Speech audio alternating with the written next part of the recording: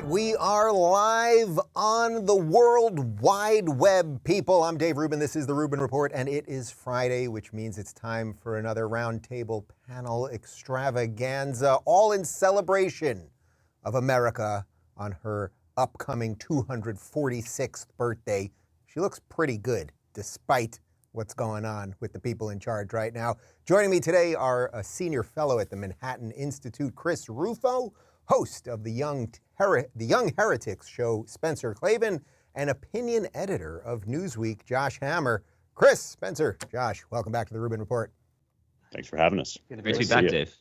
All right, guys, America on her 246th birthday, July 4th, just a couple days from now. And you may remember this. We've got to show you something right up top. From last year on July 4th, it was very exciting because we all saved 16 cents on our July 4th barbecue. Look at this tweet from the White House. Planning a cookout this year? Ketchup on the news.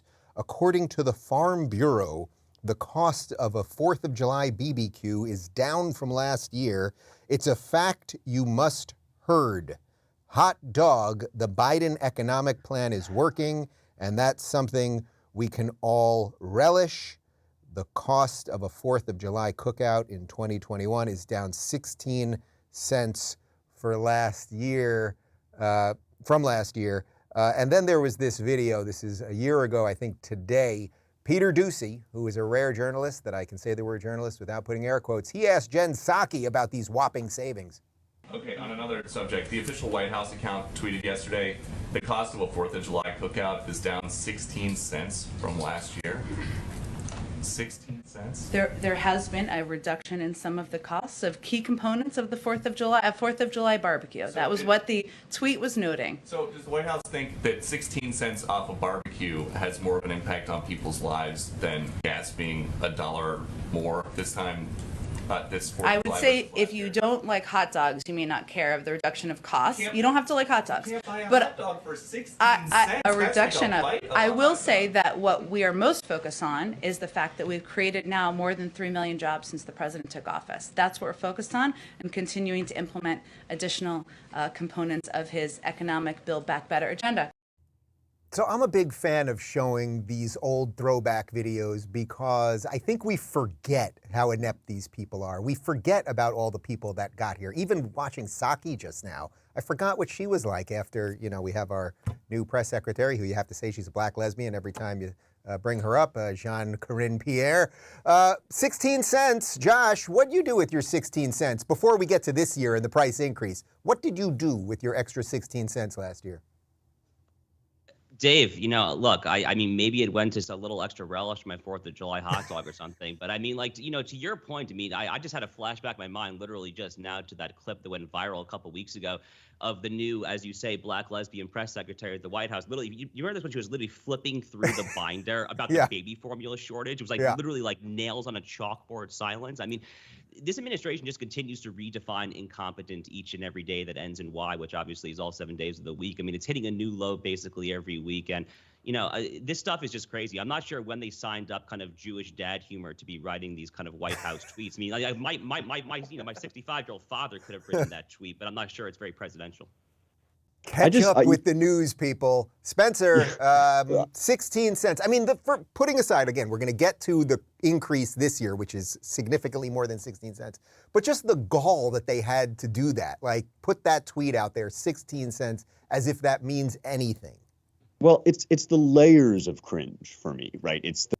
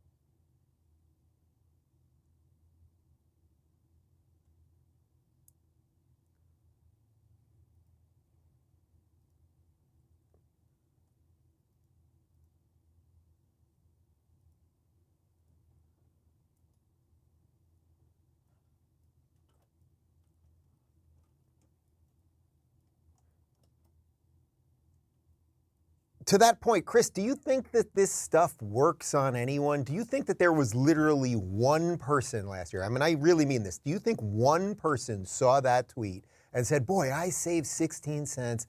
Thank you, Joe Biden?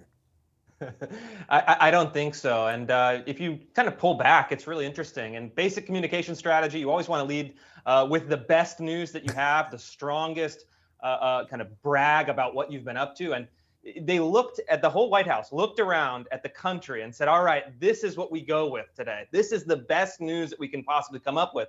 Some sort of artificial basket of goods like rutabagas and something obscure where they could say, well, the price is actually down, not up in comparison to everything that you'd see at the store if you would go today. But more seriously, this administration's kind of key playbook is to suppress reality with these false images. Mm-hmm. So I think very similarly to this, you look at the guy with the high heels and the dress and the bald head doing the kind of pup kinks, taking over the nuclear waste disposal. And you say, well, what is the substance? The substance is that our nuclear energy program hasn't advanced in decades. But at least you get the bald pup kink guy, flexing his heels in the White House photographs. And so they're trying to kind of replace any substantive, tangible good for actual real life people with these fake images, whatever they may be, day by day. Yeah, that's a great point because, we're talking about Jean-Corinne Pierre too, and there was that image of her a few weeks ago with Rachel Levine, and it's like they're there and it's Pride Month and they're very happy. And we've got the first black lesbian and the first trans whatever. And it's like, well, are you guys qualified at your jobs? Is this pup person qualified to be a nuclear? I guess the pup guy does have some pedigree. If people don't know about this story. He seems somewhat qualified, yeah. Yeah, he's at least somewhat qualified, I suppose. Anyway, all of this leads us to what's happening this year in the world of reality. And yeah, you're not saving 16 cents anymore. Take a look. We're less than a week away from America's birthday. On the celebration menu, we get together with the family and have a barbecue. Burgers and hot dogs. Corn on the cob. But shoppers, brace yourselves, because according to the American Farm Bureau Federation Market Survey, Americans will be spending on average around $70 for a 10-person July 4th menu, up 17% compared to last year. There's some shenanigans going on. Economists explain the shenanigans as inflation. We like showing local news every now and again because it's such a time warp, isn't it? I don't have a TV anymore, but when you see those clips and they get the people outside, it's like there's something oddly refreshing about it in our bizarro world these days. So, Spencer, we went from saving 16 cents, very exciting, to prices going up 17%. Not 17 cents, 17%. Will you be splitting one hot dog I'll be a couple days from now? Yeah, I'll be carving it up into little slivers and giving it out to the guests at my party. No, I mean, actually, what I like about that, that news clip is how refreshing it is and, it's sort of heartbreaking to see regular Americans. It's like, oh, right, that's what normal people look like, and they have.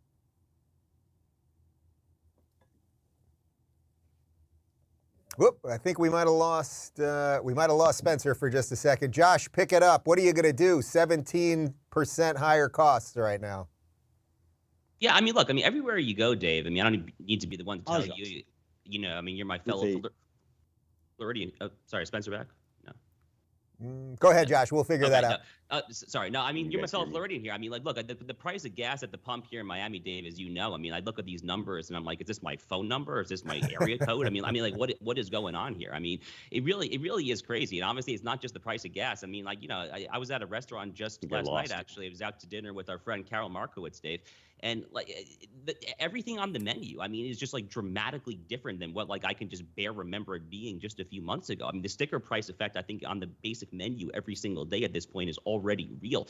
So what this administration is doing with all these catchy videos, it's just a constant exercise. And Chris made this point earlier. It's just a constant exercise in goalpost shifting. They're just constantly trying to shift the goalpost to try to establish the fact that they're not quite as terrible as the median American, which we saw in these videos. The median American obviously recognizes, I think, just how bad it actually is out there. Chris, are you kind of happy that their messaging is this bad? Because, so many of the policies are bad, so at least they're messaging them poorly, and more people seem to be waking up.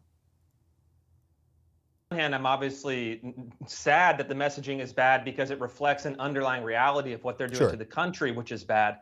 but in the sense of pure politics, looking at their actual communication strategy. I think it's just really an eye-opening thing to see. You've seen Democrats, for example, even this week, really lighting their hair on fire, screaming and going into kind of hysterical fits, talking about packing the courts and abolishing the Electoral College and eliminating the filibuster, while at the same time they control the House, the Senate, and the presidency. All of these things are a sign of and a reflection of a deeper ineptitude on behalf of the political left. And for that, I am, in some ways, somewhat grateful, because they're giving us a lot of openings to start planning the counterattack in 2022 and then the big counterattack in 2024. Spencer, actually, why don't you bring us home on that point now that we got you back? That something does seem to be turning. I think it's becoming more obvious to the average person, their level of ineptitude, and whether it's intentional or just complete incompetence. So there's some hope there, right? Absolutely. Well, yeah, the Feds got to me earlier, but now I seem to have returned. Thanks for waiting. I do think, you will look at the reaction to this Dobbs decision, and you see people not only who have no idea what the actual substance of the question on the table is, what's been decided, how our system works, who've had their brains essentially scooped out with a melon baller, but they've become these rage puppets of the regime. They've triggered now. They can sort of snap like dogs on cue at their leashes, and you see them screaming and twerking and just degrading themselves in public. And you think, that looks miserable. I wonder how that's working out for you. That can't be living your best life, and it can't be how the vast majority of Americans want to see themselves, want to think about their country or think about their future. And so many people have been trapped for so long, feeling like there was no way out for them except this kind of democratic mad bacchanal. And the crazier that gets, and the freer we become on the right to speak our minds, to have fun, right, to actually just point to reality and say, regardless of your prior political commitments, like something's not working here. It's a huge opportunity. We have to push this advantage. We have to this is not the time to back down or squish out or be afraid to talk about any of these, culture war issues, because they're winning issues, and people are waiting to be liberated from this sick and pathological cycle that the Democrats have them trapped in. It's really sad to look at, and we have a way out. Spencer, well said, and you gave me a perfect segue into the next segment, because yes, I think people are sick of the gender stuff. I think people are sick of the race stuff and the rest of it. I think people want to go back to just viewing Americans as Americans and individuals and being judged on their merit and say not their skin color. There was this guy a long time ago who didn't want his kids to be judged on his skin color, on their skin color. I always forget his name. But speaking of people who don't like that, there's this guy, Marc Lamont Hill. And Chris, you had a rather spectacular incident with this guy. So he's a big progressive lefty. He's got a show on some network or something. I want to throw to this clip of you on his show. And the reason I'm doing this on our 4th of July show is because your defense of what really is American in the face of sort of the accusations of racism is just absolutely perfect. Name something positive that you like about being white. Well, sure. I'll answer with a thing.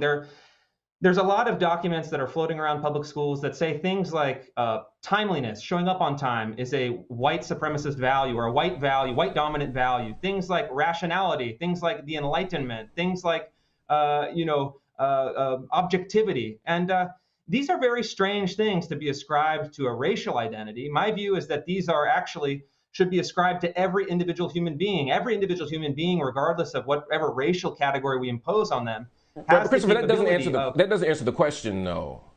You're telling me you're making straw men about things that are ascribed to whiteness that you think are wrongfully ascribed to whiteness. I'm saying if whiteness isn't a negative thing, and there's something that that whiteness actually shouldn't be constructed as all negative, name something positive about that you believe is positive about being white. Again, I don't buy into the framework that the world can be reduced into these metaphysical categories of whiteness and blackness. I think that's wrong. I think we should look at people as individuals. I think we should celebrate different people's accomplishments. I think of myself as an individual human being with my own capabilities, and I would hope that we could both judge each other as individuals and come to common values on that basis. Fair enough. Fair enough. Chris, I often say on this show that when you hear something true these days, it's just so refreshing because everything is just such layered nonsense all the time. But that clip, imagine if you had said the reverse to him. And that's what I think people are fed up with and have had enough with. America, individualism, it's pretty good, right?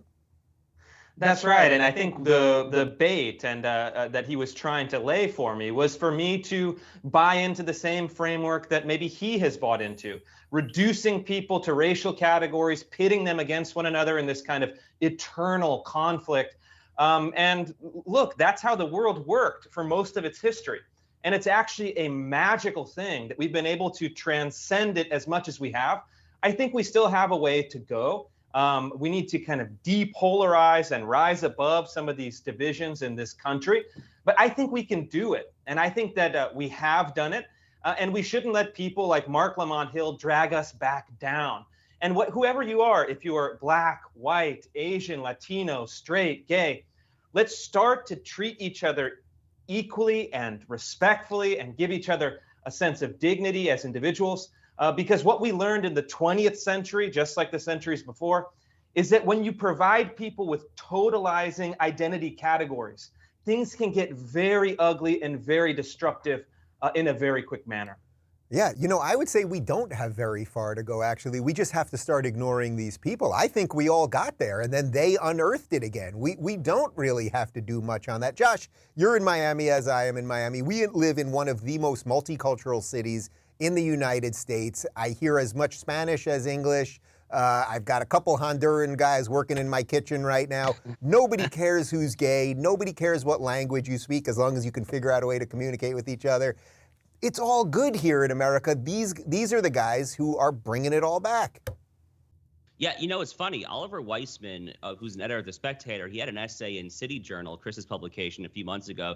It was about the city of Miami, and the title of the essay was "The Least Woke City in America." It's a very interesting essay. I would encourage the viewers to go ahead and check it out. And what he basically says, Dave, is kind of what you said here, is that I view what's happening here in Miami, what's happening here in our backyard, what's happening here kind of in Florida, perhaps to go a little further in general. It really is ground zero of a broader American realignment. And what you are increasingly seeing is Hispanics, to a slightly lesser extent Blacks, but really kind of just working class, middle income people all across the country who have just totally had it with the woke nonsense. They have just totally had it with the imperious, moralistic, high-handed nature of our purported would-be woke superiors who refuse to countenance the possibility that their opinion might not be gospel truth or Moses descending from Sinai with the tablets. I mean, it is really not that difficult to understand here, but you're really seeing it play out, to your point, right here in Miami. I mean, I live walking distance from Little Havana. I mean, you walk over there, you see MAGA, Trump 2020, Trump 1 signs literally everywhere you go. Joe Biden stuff, nowhere to be found. You will see a lot of Let's Go Brandon stuff, though. There is a lot of Let's Go Brandon stuff here floating around in Florida, and our governor does refer to him as Brandon. Spencer, it's like, what else do we have to do? I think you're the youngest on the panel. What else do we have to do with the young people to completely get rid of these ideas? Well, thank God. Last time I was not the youngest, it turned out, in dramatic fashion at the end, and I was very disappointed in that. But yeah, now I've retained my status. And, look, we're here for the 4th of July.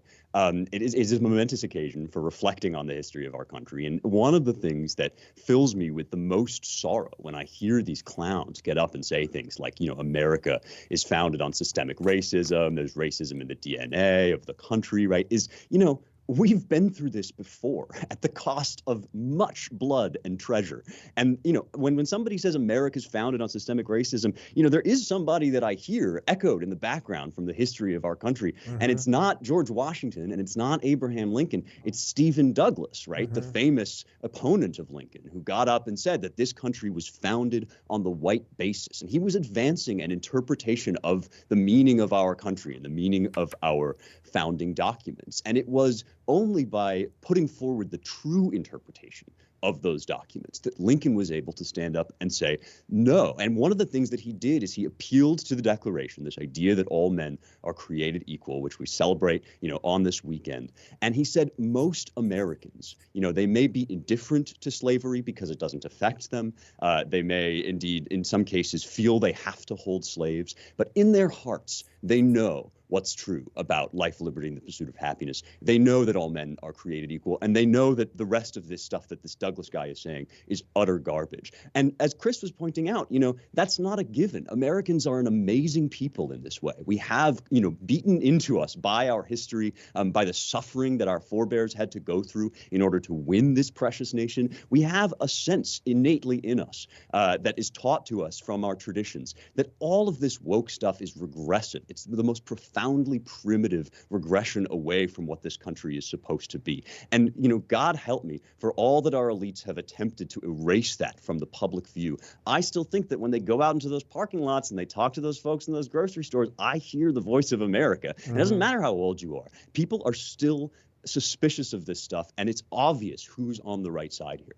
Chris, what do you think the win actually looks like? Like, is the win just political? Like, okay, Republicans get this big red wave, we reverse a little, or a whole bunch of what's going on in some of these states, et cetera, et cetera? Or is there something else that we should be looking to as, oh, wow, we really did, exercise wokeism from the mainstream, and we really did defeat it and get rid of it, and it's out of the schools, et cetera, et cetera?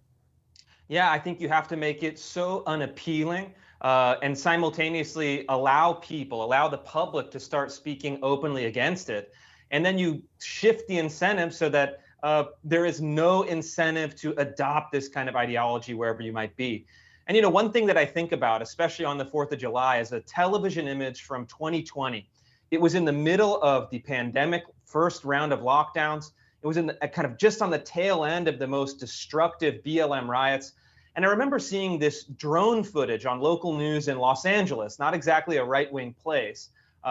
And the government had said, no fireworks, you can't do it, it's banned.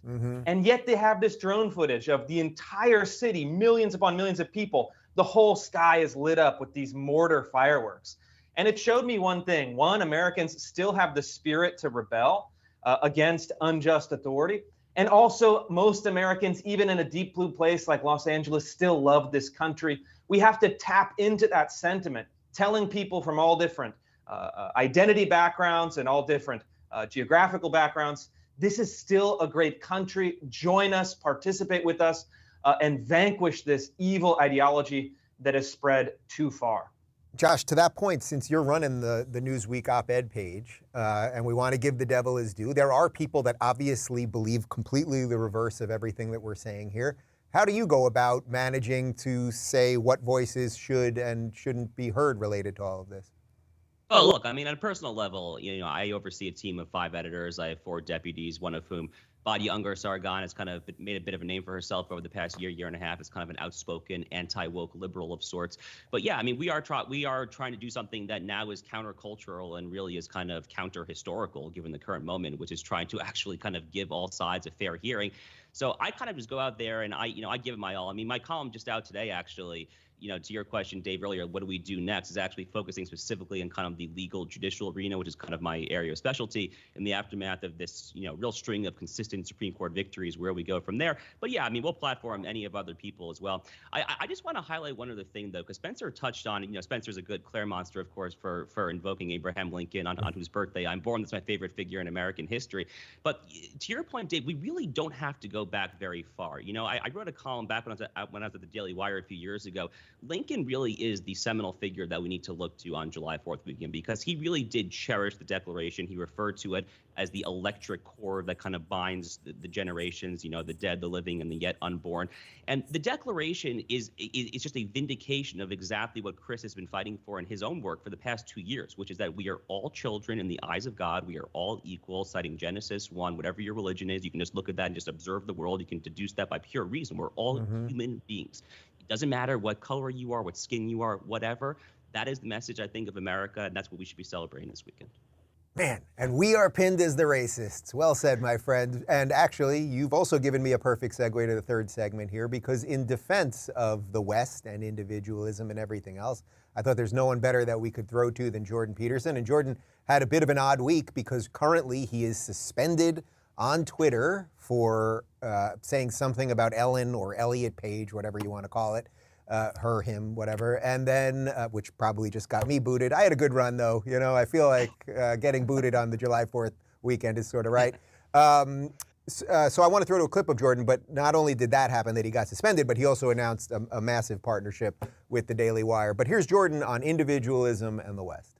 The fundamental assumptions of Western civilization are valid. How about that? You know, it's not... You think it's an accident? Oh, here's how you find out, okay? Which countries do people want to move away from? Hey, not ours. Which countries do people want to move to? Ours. Guess what? They work better. And it's not because we went around the world stealing everything we could get our hands on. It's because we got certain fundamental assumptions right. Thank God for that. After thousands and thousands of years of trying. And because of that, we've managed to establish a set of civilizations that are shining lights in the world. We actually value the individual, right? The individual has intrinsic value in Western societies. Do you know how long it took people to formulate that as an idea? And how unlikely that idea is that poor you, you know, useless, powerless you, with all your damn faults, you're actually worth something. You're worth something to the point that the law has to respect you.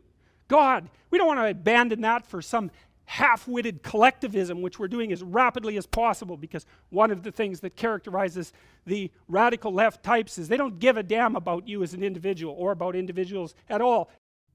Man, every time I think I'm a halfway decent broadcaster or a sort of maybe okay guy to communicate some ideas, you just watch a little Jordan and it'll put you in your place. Spencer, this is sort of your specialty. I mean, man, he got it right there. We have churned through a lot of bad ideas, a lot of bloodshed, and a lot of pain to get where we're at right now, and we could be on the precipice of giving it away.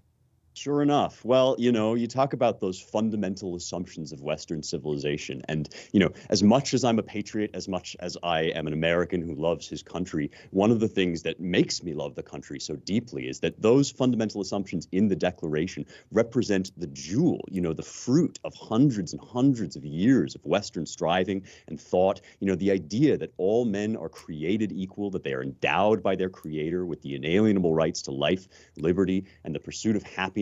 When the Declaration says that these truths are self-evident, people think that means that they just fall from the sky. Oh, it's just common sense. You know, everybody thinks this. But this is not true. It's not the case, as Peterson is pointing out there. You know, this is a rare thing, and it took a long time to figure it out. Good civilizations, high and mighty civilizations in the past did not believe this. Sparta left babies to die if they weren't strong enough. You know, Aztec human sacrifice, very much a thing. And even still today, you've seen people in China under the one-child policy just abandoning babies that were unwanted, that didn't fit the needs of the state, that were economically inconvenient. The human heart, man, is full of evil, and to guard against that, we need these fundamental truths. They're incredibly precious, and we can never take them for granted. We have to understand that they come as a kind of island, you know, in a sea, a howling wasteland of human darkness, and to protect that, you know, against the folks who are now, as you say,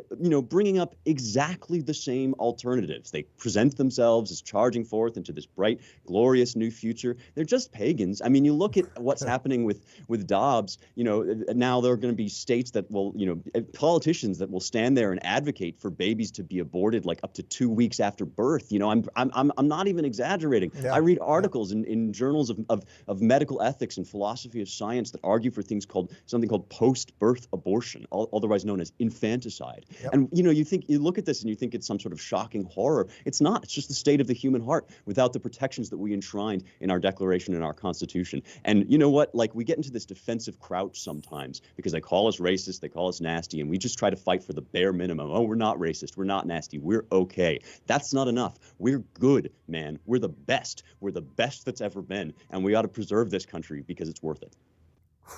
Not bad. Not bad, dude. You can come back. Chris, hey, all right. Chris, is the real point that Spencer's making there that nothing is self-evident anymore? That the things that you're always fighting with people about and trying to expose at Disney or at our schools, that boys are not girls, that there is a difference between being racist and non-racist, all of this stuff, we don't take anything for obvious anymore. There's nothing real anymore. Yeah, that's right. And we shouldn't take anything for granted. You've seen it just even with the economy in very simple kitchen table terms. The economy doesn't run itself. It's actually an incredible accomplishment to have clean water, plentiful electricity, a large, comfortable home, a car or maybe two cars in the garage.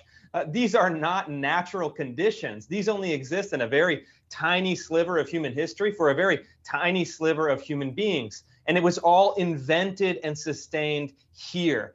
And so everything from our system of government to our economic way of life to our faith and traditions, these things need to be fought for and renewed.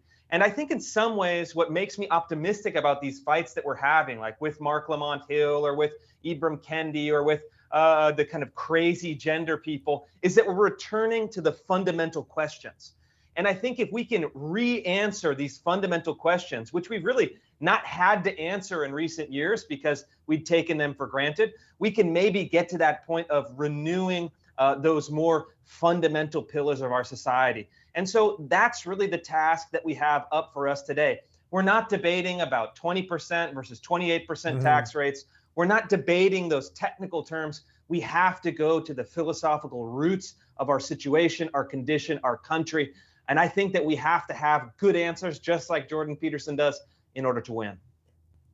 Josh, I feel like you love that answer right there. Like, whoa, let's actually confront things. Let's know history and let's have this out. I love both of these past answers from my two friends, Spencer and Chris. I mean, Spencer, after your answer there, Dave, I almost kind of jumped off after Spencer's answer there, and I tried to pump some Toby Keith, courtesy of the red, white, and blue, or something like that. No, this is great stuff. Look, I mean, Dave, my entire kind of public-facing role in this broader center-right political constellation that all of us inhabit is basically to encourage conservatives to do exactly what Spencer and Chris and myself are all saying on this panel, which is do not be content with a defensive posture. Do not be content with playing defense. Neutrality is not ultimately the goal. I wrote this directly in my column in Newsweek today. Neutrality is an uninspiring goal for a political movement. So the actual goal is victory. The actual goal is to subdue our opponents when our opponents are people like Ibram X. Kendi, critical race theorists, when they are people that are trying to chemically castrate children. Those people can roughly be described as domestic enemies. Those are our political foes. And we have to be willing to just assert that. They are going to call us racist, sexist, bigot, homophobes, whatever. You know, as Andrew Breitbart once said, walk towards the fire, embrace it, just deal with it. I mean, or else just don't be in this fight, obviously. But there is no point in just being in a weak position, just pleading tolerance. Those days are so over. Maybe you will buy yourself one more day of charity from the New York Times editorial board if you plead for help. But the forward way that we actually make progress in this country, again, is not to pursue kind of some faux neutral high ground that will actually never be attainable. It is to actually chart out what a vision of victory in the culture war actually looks like. All-star panel today, absolute all-star panel. I'll give you guys each one more thought on July 4th, America, maybe what you're eating, what you're doing, where you're lighting illegal fireworks, et cetera, et cetera. Chris, you first. Yeah, I just encourage everyone to take this time to spend it with your family, spend it with your neighbors. At the end of the day, our lives are not abstractions. They're very particular. The people that we spend our time with, the place where we live. So don't forget that. Log off for the weekend maybe and spend time with the people that really matter to you. Spencer, I have no doubt you will be at the many breweries of Nashville. I will be taking a tour, in fact, of the breweries of Nashville. I know you guys are Miami supremacists, and I respect that. As we were discussing before the show, the FOMO is real. I see you guys having those parties out there, and I wish I could come join, but we have a lot of good stuff out here in the great state of Tennessee. And I think what Chris is saying is absolutely right. Your neighbors are not, these sort of identity categories that the left and the media have tried to shove them into. The whole apparatus of our politics and of our mainstream media basically exists to erase the human individual from view, the neighbor that's right across the street. And what does Jesus say, right? Love thy neighbor as thyself. There's a reason that he puts a human person almost in the place of God. You love God and love your neighbor, right? The reason for that is that it breaks down all of this garbage. And that's part of what this country is about too. You may find that there's somebody persuadable if you get out and, grill with them in your backyard and have a conversation, and God bless it. God bless this country for making that possible. Happy 4th of July. Josh, I remember very vividly last year when I still lived in LA and we had a little July 4th party thinking, man, I live in a place that's so out of whack with my beliefs. And obviously that had been happening for quite some time. Now I'm in Florida. There are American flags everywhere. There are alligator flags everywhere. Everyone's free and happy here. So I guess I can just take it easy this year, huh? Well, I would encourage you to take it easy, but I would also encourage the viewers of this program. I mean, look, this is July 4th weekend. It's a 246th anniversary, obviously, of the Declaration of Independence. This is a time, I think, just worth contemplating a little bit, that America is fundamentally good. I mean, not to get like all like preacher on a soapbox, but to get a preacher on a soapbox for a little bit. America is a fundamentally just enterprise in Republican self-government among men. It is the most just modern government that has ever been instituted in the modern history of political philosophy, in the modern history of kind of tangible day-to-day governance. It is fundamentally worth defending against the woke totalitarians who want to burn this thing down. So as but one thing that I think the viewers could do, it's a little trite, but I'll say it anyway. I would encourage everyone to just read the Declaration of Independence. I mean, that seems like a pretty logical thing to do on July 4th weekend. And it's very difficult to kind of come away from that very poetic and magisterial document and conclude that this is anything other than a fundamentally just country that is worth defending till the day we die.